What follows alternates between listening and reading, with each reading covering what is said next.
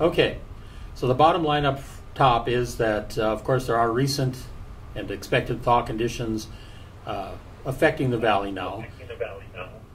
That is lowering the overall flood risk somewhat, especially in the central and southern parts of the basin. Not so much in the north. The threat for significant, impactful snowmelt flooding is still very high in the Devil's Lake Basin, where near-record runoff is projected. The threat remains moderate to high, or above historical risk for most river points across northeast North Dakota into far northwest Minnesota, especially along the Pembina and the Park rivers. There are thawing conditions now and expected into early next week, and that should lower flood risks a bit. Mainly that's going to be occurring in the southern Red River Basin. Now, most of the southern Red River Basin will still stay prone to minor or low and moderate spring flooding as we progress through the spring. So in general, to get the graphic across that I don't have to show you right now, is that pretty much all of the southern half or 2/3 of the Red River Basin are looking at minor flood risk right now, or minor to low and moderate flood risk. And that's from Grand Forks south across the basin. But north of Grand Forks, or eastward toward the Red Lake River and westward toward the Upper Cheyenne and up into the Red River Basin, we rise from moderate to major flood risk still in there. So along the main stem Red River, moderate flood risk at Oslo and Drayton, going into a major flood risk up at Pembina. There is a major flood risk again in the Devil's Lake Basin, into the Forest River into the Park River at Grafton, and into the Pembina River at Netchie. I'll go over just some sub-basin details. For the southern and central valley south of Grand Forks, North Dakota, these recent and expected thaw conditions into early next week, and an overall mild low snow winter in that southern part of the basin especially, will reduce available snowmelt runoff for most tributaries and for the main stem Red, south of Halstead, south of Grand Forks.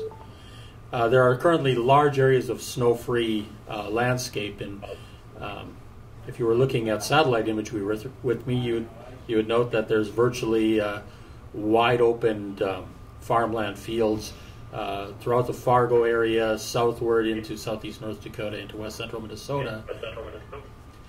Over the next few days, these warm temperatures are going to expand again the exposed farmland into the Grand Forks area, westward a bit, into western Grand Forks County, eastern Nelson County. The soils in the southern valley remain largely frozen, although the top layer of that soil will thaw slightly. They're still quite saturated from late fall rains, so high runoff potential rates are still possible should any later snowfall or rainfall occur. So that normal spring flood threat is still for minor to low and moderate flooding at most locations in that southern and central part of the valley. Again, we expect that we'll get additional snowfall through the winter. We expect there's a possibility for spring rain yet in the picture. It is only mid-February. For the northern valley, and that's especially north of Grand Forks, high soil moisture, and especially high from summer throughout the early fall season. So we're looking at a large area of northeast North Dakota into far northwest Minnesota that received from 8 to 12 inches above normal precipitation from May into September and October. So that area has a very high soil moisture, and base stream flows throughout that area are pushing right now very near the highest percentiles for this time of the year. Now granted, the amount of water in a river at this time of year is fairly low, and the expected amount is fairly low. So the water in a river at this time of the year is not what makes the spring flood, but it does indicate with those high base stream flows now that there's a lot of water in the ground, in the soil, and in the system that is working its way yet to the river. So with that, minor to moderate flooding expected in most areas. That is right in the central part of the basin, with an increased risk for moderate to major flooding as you move up into northeast North Dakota and far northwest Minnesota, where the very wettest soils and the highest snowpack conditions are found. The Park River in Grafton could see floods very near their previous flood of record. The Pembina River in Netchie could see flows near or just below the 2013 flood of record. One comment about Grafton is the current understanding for a flood of record is around 16.5 feet, although we know both in 1979 and in 1950s that there were floods that had much higher flows than have occurred in the last 15, 20 years. But there have been some modifications to the roads, bridges, and drainage system around there. At this point, there's still quite a bit of uncertainty as to what happens as the potential for flooding could get above 16, 17 feet.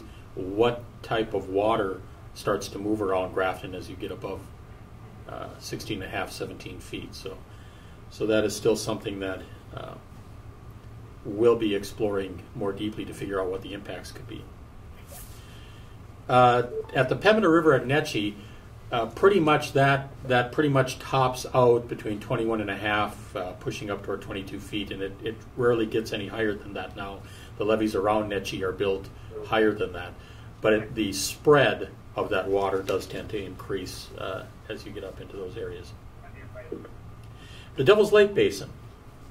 So we've had a very wet summer and fall, along with a very high winter snowpack, in fact near record snowpack across much of that central part of North Dakota, has set the stage for near record runoff into the lakes.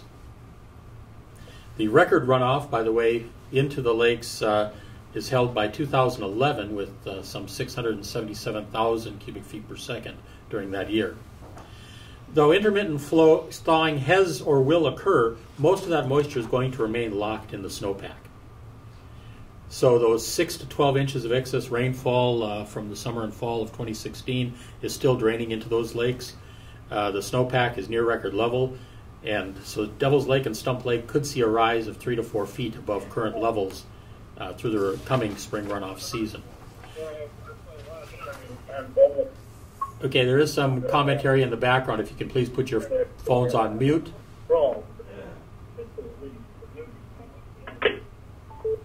Thank you. Okay. So again, base stream flows are above normal. Soil moisture at freeze up is above to much above normal. Frost depths are generally running near or slightly below normal. The frost under the heavy snowpack in the northern part of the basin is quite shallow in some places. So it's ranging from a foot or less to more than 2 feet, depending on snow cover and the rate at which it came in. The South Basin, though it has some thawing that is occurring on the skin level, still has pretty deep frost in there, in excess of 20 inches in most locations, again because they've been largely snow-free much of this winter. The winter snowpack in Swee, the snow water equivalent in that snowpack, ranges from very high in the north part of the basin and Devil's Lake Basin, with snowpacks of 12 to 24 inches common. In the north part of the basin, again, and even up into 28 inches or more in the Devil's Lake Basin. And again, that's snow that has compressed over time, so original snowfalls of 40 and 50 inches in some places. The snow water in that higher snowpack ranges from roughly 3 to 6 inches in the Devil's Lake Basin, 3 to 4 inches in the very north part of the basin. We have right now in Grand Forks area about 7-8 inches of snow on the ground and 2.2 inches of water in that snowpack. We have an increasing snowpack and snow water content as you go eastward toward Crookston and points east. We have somewhat lesser snowpack just immediately west of us here in Grand Forks. But moving south, it drops off dramatically. So we have trace amounts to 3, 4, 5 inches of snow in some areas between here and Hillsboro, but it drops off to near nothing from there on, and with an inch of water or less in most of that South Basin snowpack from originally. Now there was snow there, but of course it's been very mild, and most of that has melted out. So again, the last part of winter now into early spring should be fairly high degree of variability in the climate regime. We are expecting this warm condition to persist here through the middle part of February till about next Wednesday, Thursday. We'll start dropping back routinely below freezing. Right now, we're going to be warming up through this weekend, early to next week, where our nighttime lows for a great part of the basin are going to stay above freezing. That's going to mean that even tomorrow we're going to start seeing more open water flow in the extreme south part of the basin, and we could be seeing the Buffalo River and the far southern tributaries actually starting to push up toward minor flooding even as far as Fargo by early next week. But we'll address that tomorrow and probably get some of that information out. The areas north of there, north of Fargo, and certainly the upper Cheyenne isn't going to start moving at that point.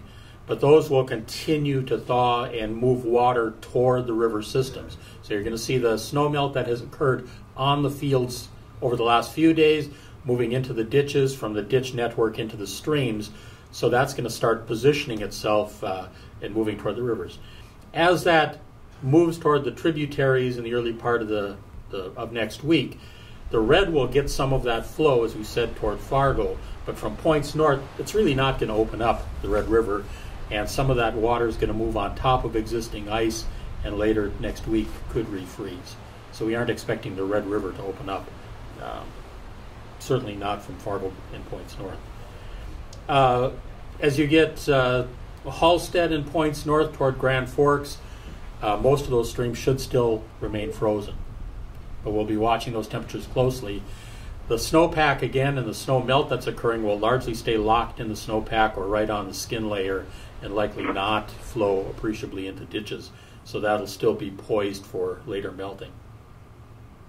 So again, that's through middle of next week, and then temperatures should start dropping and trending down again and slowing that whole process.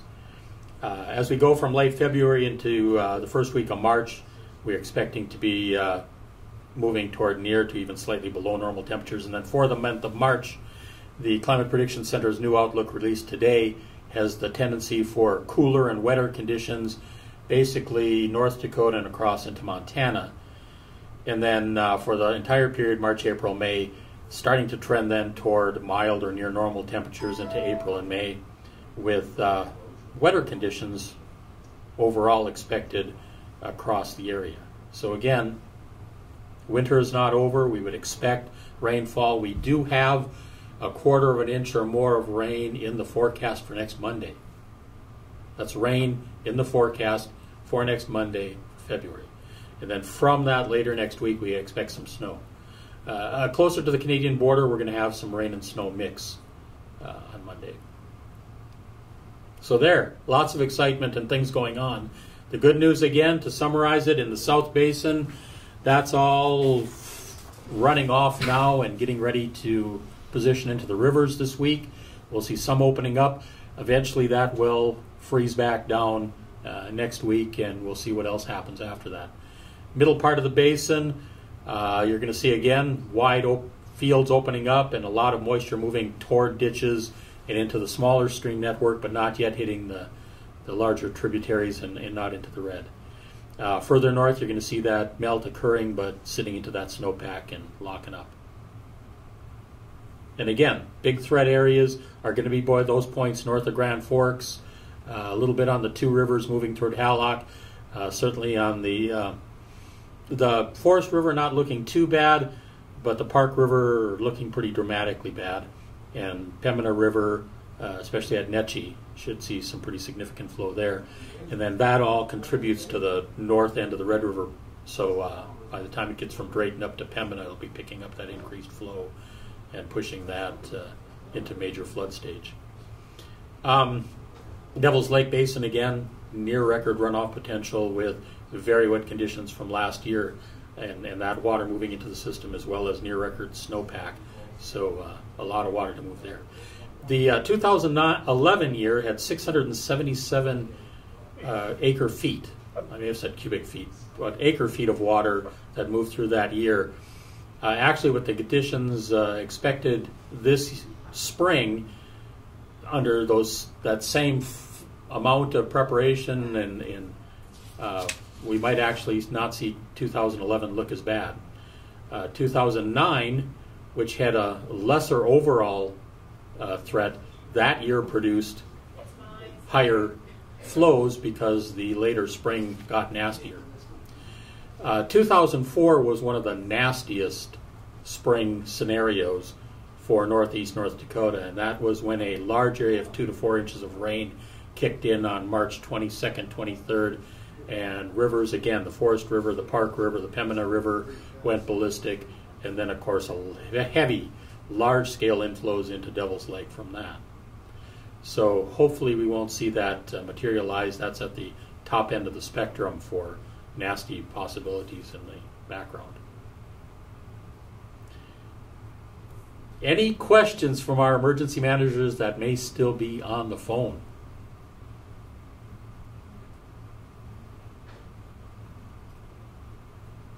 We'll get to media here in a bit here. Any from our agency partners that are on the phone here?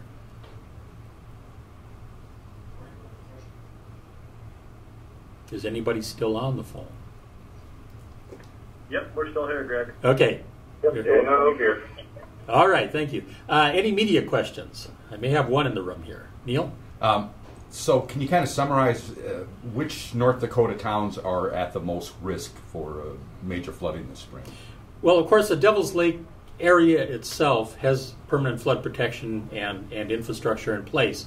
So that's not necessarily threatening the communities, though, again, you'll see some effect in those communities with the water table rising, again, in response to this, and the effects that has on reducing travel around some of the area with the increased water spill.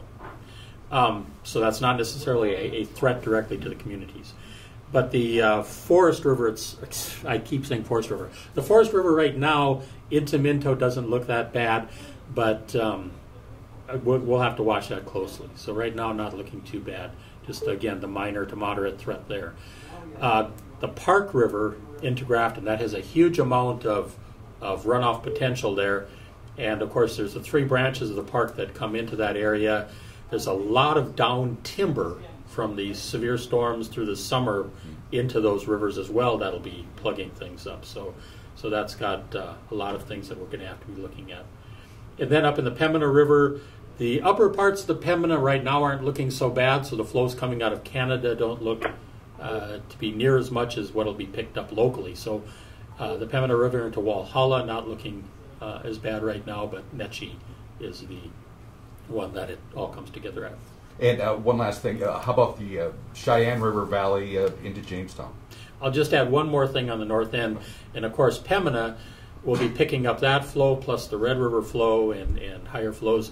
So it's not a big threat to the diking at Pembina and St. Vincent, but it's something that'll have to be watched there. Now, into the Cheyenne River, the upper Cheyenne has a lot of snowpack on there and a lot of runoff potential. With the wet soil from this last summer, there are what are called non-contributing areas, areas that normally don't run off, so they'll still hold some of that and it won't necessarily make it into the Cheyenne River itself. Excuse me. But there will be a fair amount of flow coming out of that upper Cheyenne down through Cooperstown into Bald Hill Dam. So right now into Valley City, the expectation is that management of the dam will be able to control that.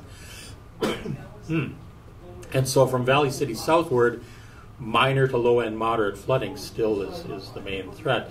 But that'll be again, if there are heavy rain events or something that would affect the operation of that, it could be touchy. But there will be a fair amount of flow coming into Bald Hill Dam, and they'll be metering that through, since the lower part of the Cheyenne is pretty much, the snow is off, and most of that lower part is going to be able to move out of that system